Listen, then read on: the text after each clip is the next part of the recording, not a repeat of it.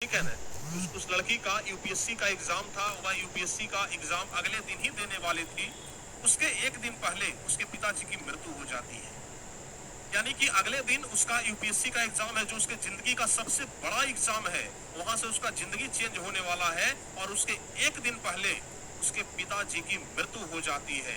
माँ रो रही है, बिलख रही है और बेटी बाहर में परीक्षा की तैयारी कर रही है। बेटी को नहीं पता है कि हमारे पिताजी मर चुके हैं।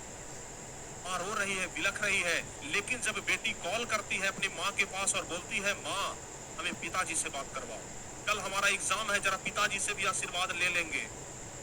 माँ किसी भी तरीके से अपने आंसू पर कंट्रोल करके बोलती है, बेटी पिताजी का कहना है कि अब तो तुम्हें आईएएस बनने के बाद ही तुमसे बात करेंगे।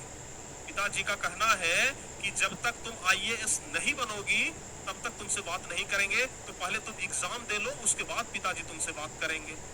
ठीक है। माँ अपने आप पर कंट्रोल करती है और बोलती है कि तुम्हारे आईएएस बनने के बाद ही तुम्हारे पिताजी अब तुमसे बात करेंगे। लड़की बोलती है ठीक है, बहुत अच्छी बात है।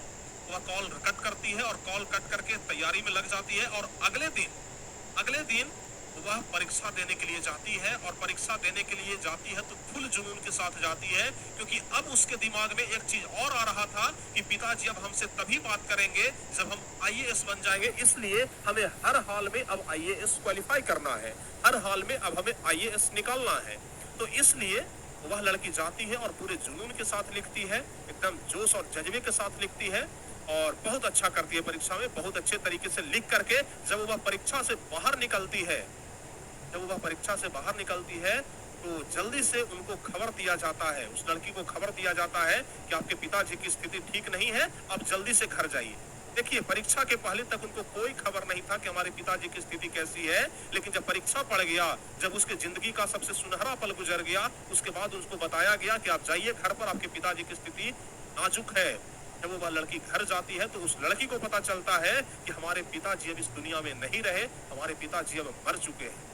तो किसी ने उस माँ से पूछा, किसी ने उस लड़की के माँ से पूछा कि आपने ऐसा क्यों किया, आपने अपनी बेटी को क्यों नहीं बताया कि आपके पिताजी मर चुके हैं।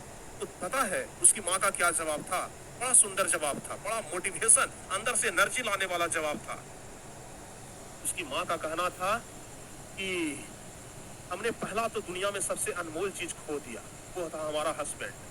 हमने दुनिया में सबसे अनमोल चीज को खो दिया, वो था हमारा हस्बैंड। हमने दुनिया में एक खुशी को तो खो दिया, अब हम दूसरी खुशी को खोना नहीं चाहते थे। अब हम दूसरी खुशी को, दूसरी अनमोल चीज को हम खोना नहीं चाहते थे, इसलिए हमने अपनी बेटी से छुपाया कि आपके पिताजी तभी बात करेंगे जब तुम आईएएस क्वालिफाई कर जाओगी। इतना सुन करके सारे लोग ताली बजाने लगे और सारे लोग उस माँ पर फक्र करने लगे कि माँ हो तो ऐसी हिम्मत वाली। ठीक है, तो कितना मोटिवेशन मिला आपको इस स्टोरी से, कमेंट में जरूर बताइएगा और उम्मीद करते हैं कि आप लोगों को यह स्टोरी बहुत ही अच्छा लगा होगा, बहुत ही शानदार। जब हम सुने थे इस स्टोरी को पहली बार तो कुछ देर के लिए सोच में पड़ गए थे कि कभी ऐसा भी हो सकता है क्या, तो आप लोग भी जरा जरूर बताइएगा।